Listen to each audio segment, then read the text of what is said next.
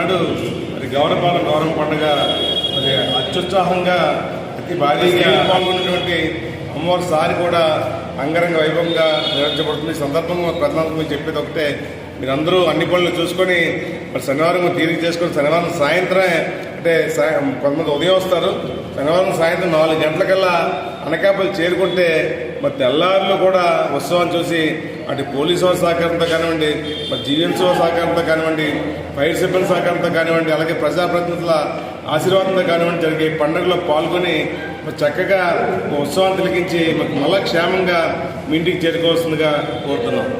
సుమారు 139 సంవత్సరాల నుంచి జరుగుతున్న శ్రీ శ్రీ శ్రీ గౌరీ పరమేశ్వర మహోత్సవం గౌరపాలెం ఈ శనివారం అనేది. ఈ మహోత్సవం బుధవారం అమ్మవారి వార్షిక కళ్యాణంతో మొదలయ్యి తదుపరి అదే రోజు సారి ఊరేగింపు, అలాగే లక్ష్మీవారం ఉచిత మెడికల్ క్యాంప్ మల్లజానంద కళ్యాణ మండపం పార్క్ సెంటర్ వద్ద ఉచిత మెడికల్ క్యాంప్, టెస్టులు అవన్నీ మెడిసిన్ అన్నీ ఫ్రీ.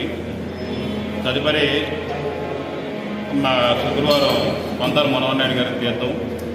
దాని తదుపరి శనివారం ఉదయం 11 గంటల వరకు పురజనుల కోసం అమ్మవారు గుళ్ళో దర్శనం అయిన అనంతరం